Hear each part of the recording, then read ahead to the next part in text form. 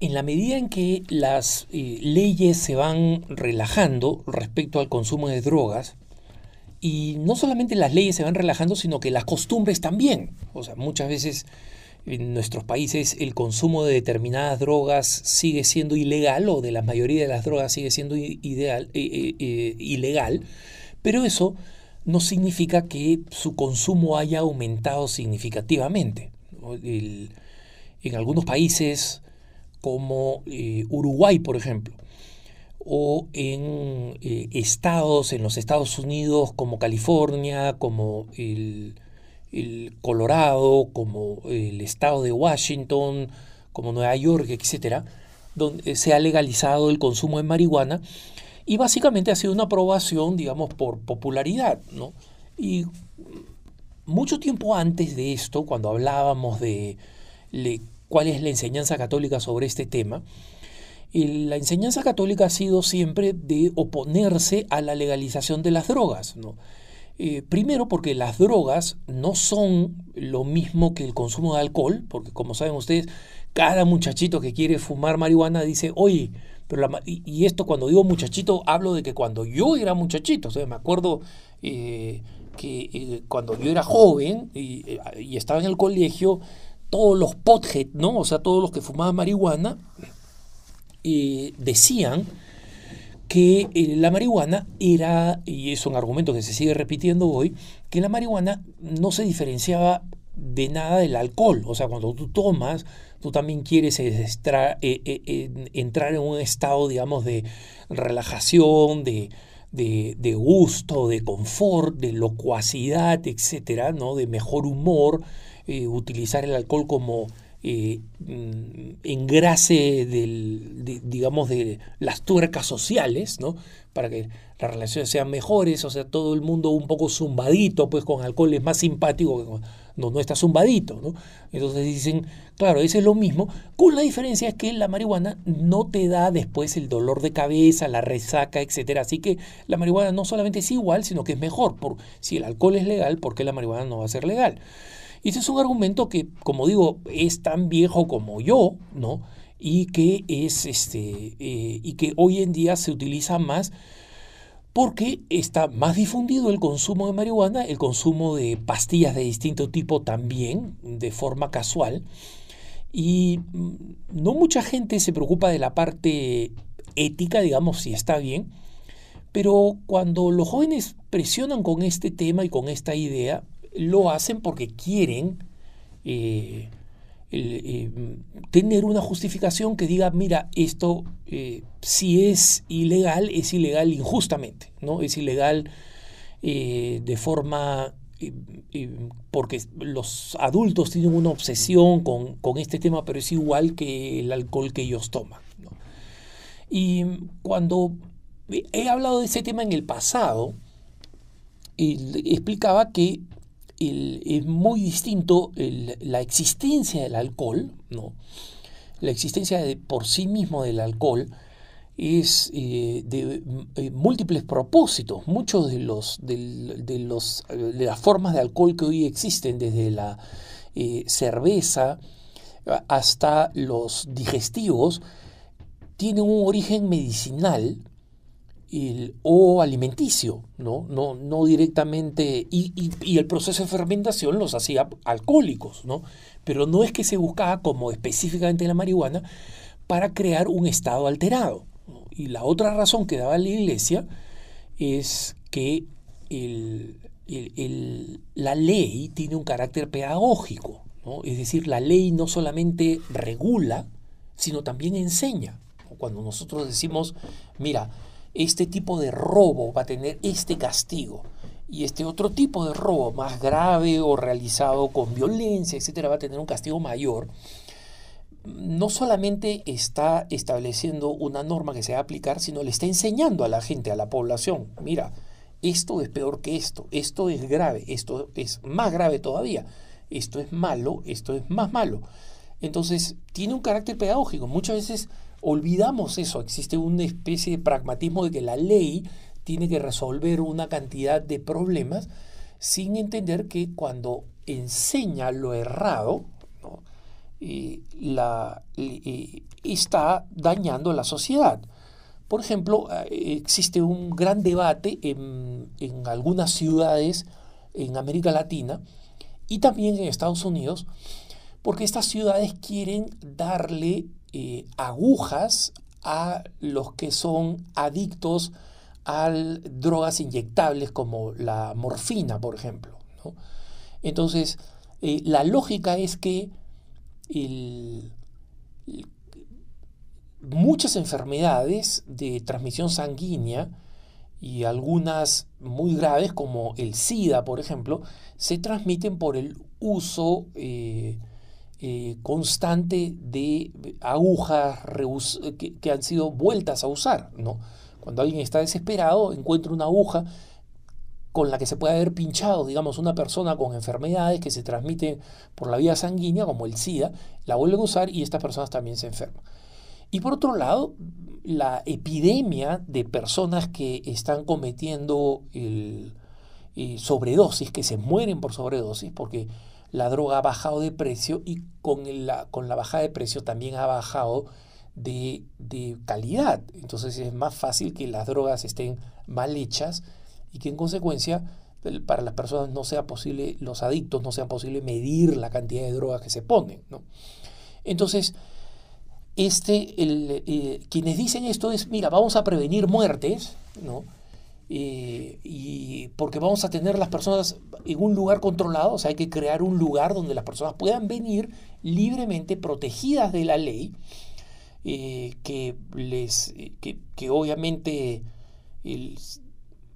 penaliza la adicción, y que vengan acá, reciban droga y entonces acaban de estar en un lugar controlado y si sufren una sobredosis, acá vamos a tener Narcan, esta medicina que muy eficaz para revertir una sobredosis, pero digamos tiene que estar al alcance de la mano rápidamente, ¿no? Si no está, la persona se muere, ¿no? El adicto se muere. Y por otro lado, les vamos a dar agujas nuevas cada vez que quieran inyectarse. Entonces, para aquellos que son partidarios de esta ley, de digamos, crear una especie de burbuja donde el consumo de drogas no solamente no está penalizado, sino que está alentado, protegido, dicen esto vamos a evitar las muertes, mientras que los que dicen respetemos la ley es importante, la podemos modificar para que aún penalizando esta conducta mala, que tiene malas consecuencias personales y sociales, encuentre mejores caminos para manejar la adicción donde las personas puedan acceder al tratamiento, ¿no? Y eso está pasando en algunos estados en Estados Unidos, eso está mejorando relativamente. Pero es muy grave establecer como legal una práctica que es en sí misma mala, porque básicamente lo que le está enseñando a los jóvenes es, oye, mira, no te drogues, pero si te drogas, vas a poder drogarte sin ningún problema. Entonces, para alguien que está siendo tentado, que necesita tomar una decisión, el papel pedagógico, o sea, de enseñanza de la ley es muy importante.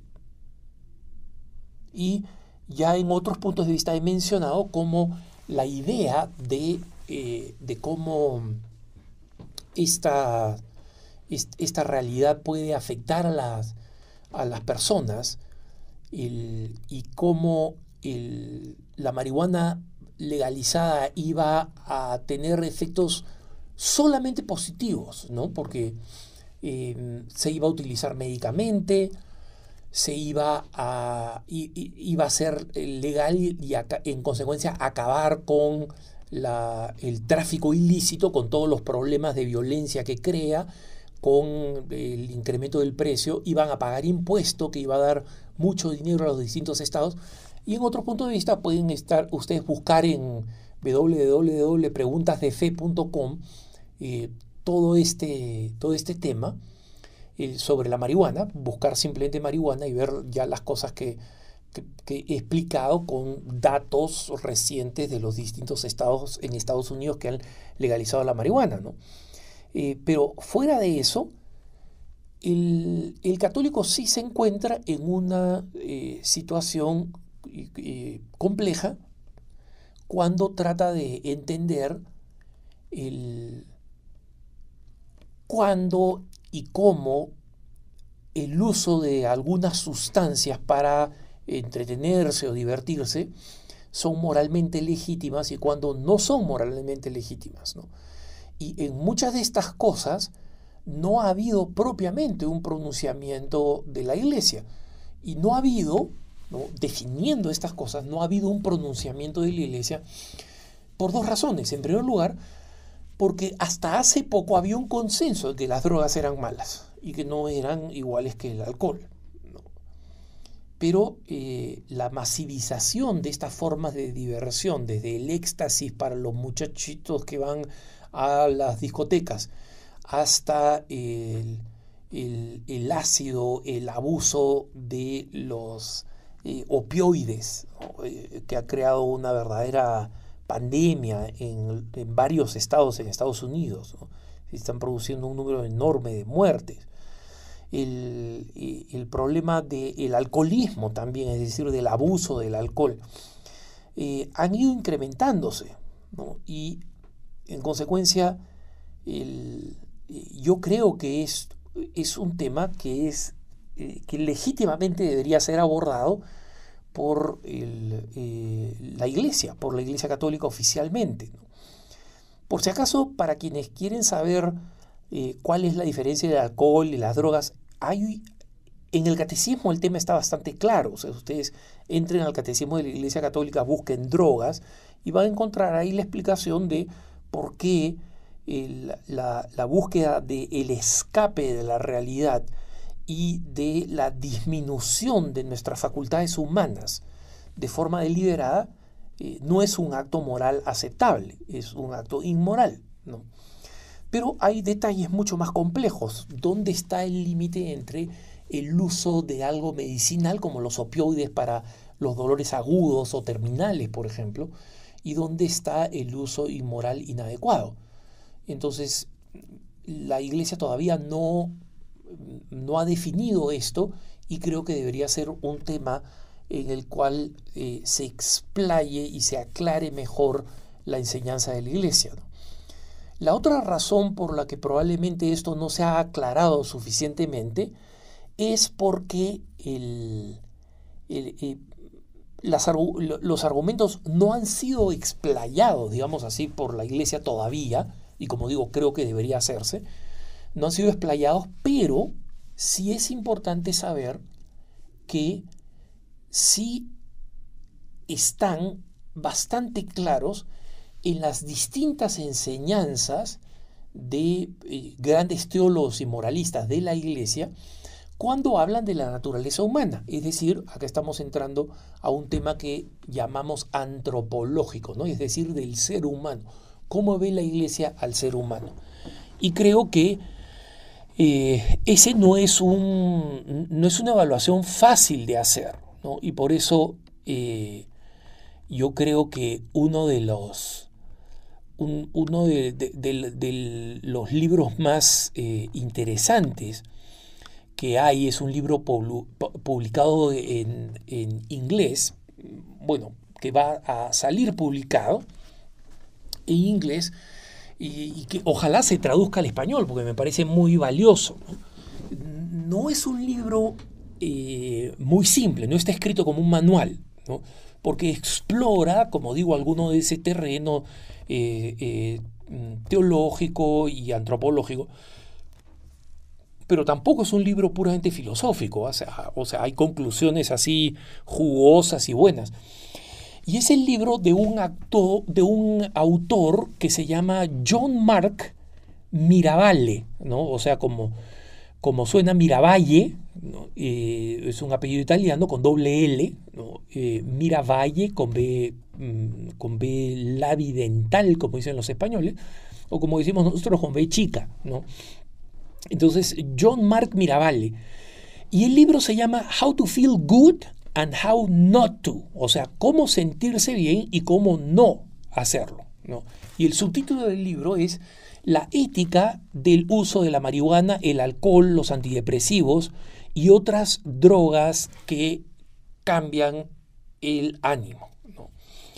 Y este libro, como digo, se basa ya en la enseñanza y en la doctrina de la Iglesia. Combina, Mirabal en este libro, combina, digamos, algunos principios de filosofía, otros de teología, o sea, de la enseñanza moral y también de la ciencia, ¿no? Y aborda temas que son cruciales sobre esto, ¿no? ¿Por qué, cuál es la diferencia entre el uso de drogas recreacionales y terapéuticas, ¿no? La distinción moral entre el uso casual de la marihuana y el alcohol, ¿no? Y así entra muchos aspectos de, digamos, la depresión, de distintas condiciones psicológicas que pueden inclinarnos a utilizar determinados productos, droga o alcohol de manera ilegítima, etc. Pero lo importante es entender que, en general, la enseñanza de la Iglesia no es una enseñanza que favorezca, como está en el catecismo católico, que justifique el consumo de drogas o incluso del mismo alcohol cuando la intención es escapar de la realidad y adormecer o disminuir las facultades humanas que Dios nos las ha dado precisamente para que tengamos plenitud de juicio y para que tengamos plenitud de conciencia.